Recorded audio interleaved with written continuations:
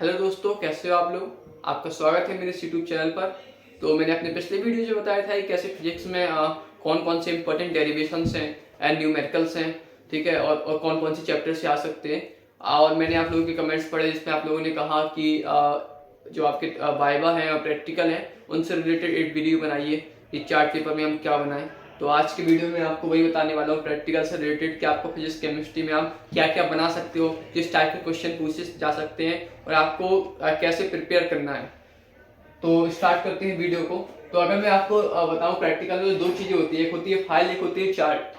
अगर मैं फाइल बोलूँ तो फाइल में आपके फिजिक्स एंड केमिस्ट्री में 8 से 9 एक्सपेरिमेंट होंगे। तो जो है अभी कुछ ही दिनों में स्टार्ट होने वाले हैं, आई थिंक एक दो दिन में आपके स्टार्ट होने वाले हैं प्रैक्टिकल। तो उतना टाइम नहीं होगा, तो आप क्या करिए कि 8 से 9 ज़्यादा होते हैं तो आप 2 से 3 स्टार्टिंग के एक्सपेरिमेंट अच्छे से लिखिए, डायग्राम अच्छे से बनाइए, सारे स्टेप्स लिखिए 3-4 स्टार्टिंग के 3-4 एक्सपेरिमेंट के। और उसके जो बाद के एक्सपेरिमेंट है उसमें आप चाहें तो मतलब जैसे अगर बड़ा एक्सपेरिमेंट हो तो उसमें आप बीच बीच में छोड़ सकते हो, या डायग्राम उतना अच्छे से नहीं बनाएंगे, ठीक है, रफली अगर बना लेंगे चल जाएगा।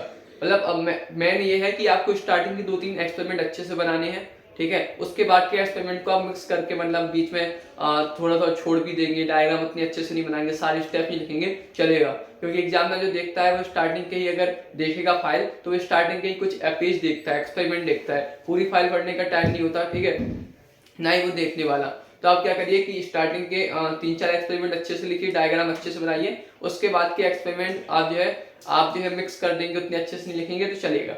इसके बाद अगर मैं अगली पार्ट की बात करूँ वो है चार्ट, जो कि आपका सबसे इंपॉर्टेंट है, क्योंकि आपसे जो वाइवा में क्वेश्चन पूछे जाएंगे वो आपने जो चार्ट में जो डायग्राम बनाया होगा उससे रिलेटेड ही होंगे। तो आप जो चार्ट में क्या बनाया फिजिक्स एंड केमिस्ट्री में, जो हमारे क्वेश्चन होता है, कंफ्यूजन होता है, तो देख लेते हैं। पहले हम फिजिक्स में मैंने ये टॉपिक्स कुछ बताए हैं, लिखे हैं, जिसमें आप इनमें से आप कोई भी बना सकते हैं, ठीक है। तो अगर मैं जैसे फिजिक्स में बात करूं तो आप किरचॉफ की जो नियम है जिसमें आप बंद पास का नियम है उससे रिलेटेड जो सर्किट है, डायग्राम है, आप वो बना सकते हैं चार्ट पेपर पे, ठीक है। इसके अलावा आप जो व्हीटस्टोन C2 बना सकते हैं, मीटर C2 बना सकते हैं, विभव बना सकते हैं, तीनों ही इजी हैं, ठीक है, कोई भी बना सकते हैं जो भी आपको अच्छे से बनता हो। इसके अलावा आप स्वप्रेरण और न्यूप्रेरण बना सकते हैं। इंग्लिश में अगर बोलूँ तो self induction and mutual induction, ठीक है, उसका जो दो कुंडली है, प्राइमरी कुंडली और सेकेंडरी कुंडली कुंडली कॉइल, ठीक है। इसके अलावा आप ट्रांसफार्मर बना सकते हैं एसी करंट वाले चैप्टर से, ठीक है। इसके अलावा आप जो है अगर मैं सेकंड पार्ट में जाऊं तो आप प्रिज्म बना सकते हैं, जिसमें जो बर्ड विक्षेपण है, अगर इंग्लिश में बोलूँ कलर डिस्पर्सन, जिसमें ऐसा एक प्रिज्म होता है और इसमें मतलब जो एक वाइट वेव जाती है, सफेद तरंग, ठीक है, श्वेत प्रकाश तरंग, और वो आपकी जो है 7 रंगों में विभक्त हो जाती है, बट जाती है, ठीक है। तो आप ये वाला चित्र बना सकते हैं। इसके अलावा अगर मैं आने वाले चैप्टर्स में बात करूं तो आप निकट दृष्टिदोष और दूर दृष्टिदोष का चित्र भी बना सकते हैं, ठीक है। और इसके अलावा आप जो संयुक्त सूक्ष्मदर्शी और खगोलीय दूरदर्शी का जो चित्र है जिसमें मतलब वो पूरा वो डायग्राम प्रतिबिंब बनता है, ठीक है, A dash B dash A double dash B double dash, इसमें आवरण क्षमता वाला जो सूत्र आप निकालते हैं उसमें जो डायग्राम का यूज होता है वो वाला आप बना सकते हैं, ठीक है। इंग्लिश में अगर बोलूँ तो आपका हो जाएगा astronomical telescope and compound of microscope. इसके बाद अगर मैं बात करूं तो आप जो यंग का द्विसलिट प्रयोग है, ठीक है, जिसमें इस टाइप से आपके एक ब्राइट एक वो बनता है फिल्म, ठीक है, ये वाला आप बना सकते हो। इसके अलावा आप एकल झिल्ली का भी बना सकते हो, ठीक है, और जो कि आपके विवर्तन में है। इसके बाद आप जो है अर्धचालक वाले चैप्टर में मैं बात करूं तो आप पीएन सन्नी डायोड का जो है जो अर्ध तरंग और पूर्ण तरंग निष्क्रिय के रूप में है। अगर मैं इंग्लिश में बोलूं तो full wave and half wave rectifying, ठीक है, वो आप बना सकते हो, जिसमें मतलब जो कोई मतलब धारा है, जैसे पत्ती वाली धारा हो तो उसको मतलब एक दिशा में हम चेंज कर देते हैं, हाफ वेव, और मतलब एक में मतलब जो ऐसे हमारी जो तरंग है ऐसे जा रही है, तो जो हाफ वेव में क्या होती है, ये जो है आपकी इस तरीके से हो जाता है चेंज, और फुल में क्या हो जाता है, पूरा ऐसे चेंज हो जाता है। तो आप ये वाला बना सकते हो। इसके अलावा आप अग्रदिशित और पश्चिदिशित संधि बना सकते हो। इंग्लिश में अगर बोलूं फॉरवर्ड बायसिंग और बैकवर्ड बायसिंग बना सकते हो। इसमें मतलब बेसिकली आपका पीएन संधि डायोड और एनपी संधि डायोड होता है, तो आप जो भी अच्छा लगे बना सकते हो। तो आपके पास इतनी सारी ऑप्शन है। अब इसमें से बनाए कौन सा, जो कंफ्यूजन होता है, तो इसमें आप बनाइए जो टॉपिक आपको सबसे अच्छा क्लियर, सबसे अच्छे से आता हो। अगर मान लो आपको जो है व्हीटस्टोन से तो सबसे अच्छे से पता है, उसका सिद्धांत अच्छे से पता है, उसका यूज क्या होता है ये पता है, और जितनी भी कंडीशन है वो सारी पता है, थ्योरिकल पोर्शन, तो आप वो बना लीजिए। मतलब मैं कहने का मतलब ये है कि आप ऐसे मत बनाइए कि मतलब ऐसे आपके दोस्त ने वो एक पार्टिकुलर डायग्राम बनाया, ट्रांसफार्मर बना दिया आपके दोस्त ने, तो आपने भी उसके देखा देखी में वो बना दिया, और आपको ट्रांसफार्मर से रिलेटेड क्वेश्चन उतना अच्छे से नहीं आता, आपको ट्रांसफार्मर और टॉपिक अच्छे से क्लियर नहीं है, तो फिर आप वो मत बनाइए, क्योंकि आपका जो क्वेश्चन वो पूछेंगे वाइवा में वो मोस्टली आपके जो चार्ट में आपने जो डायग्राम बनाया है उसी से पूछते हैं। तो इसलिए जो भी आपको टॉपिक सबसे अच्छे से बनता हो, सारे जिसमें डाउट्स आपके क्लियर हो, ठीक है, सारी कंडीशन आपको पता हो, ठीक है, और उस डायग्राम में कौन सी चीज क्या है, पार्टिकुलर पार्ट का नाम क्या है, ठीक है, उसका काम क्या है, उसके आसपास की चीजें, अगर आपको सारी थ्योरिकल जिसकी भी पता हो वो डायग्राम आप इनमें से बना सकते हो। ठीक है, तो हमें ये ध्यान रखना है कि हमें वो डायग्राम बनाना है जिसके बारे में हमें सबसे अच्छे से पता हो। अब अगर इसके बाद में बात करूं केमिस्ट्री में, तो केमिस्ट्री में आपकी ऑर्गेनिक में जो प्रयोगशाला विधि है और औद्योगिक विधि है वो आप बना सकते हैं। इसके अलावा आप जो है जैसे जो बायोमोलिक्यूल है जिसमें आपका प्रोटीन है, शुगर है एंड डीएनए आरएनए है, तो आप डीएनए आरएनए बना सकते हो।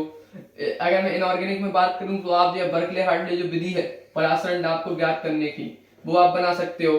तो अगर मैं केमिस्ट्री में बात करूं तो आप पहली चीज तो ये सबकी आप प्रयोगशाला विधि बना सकते हो किसी भी कंपाउंड की। 15-20 कंपाउंड से आपके, ठीक है, अगर मैं इंग्लिश में बोलूं तो लैब मेथड,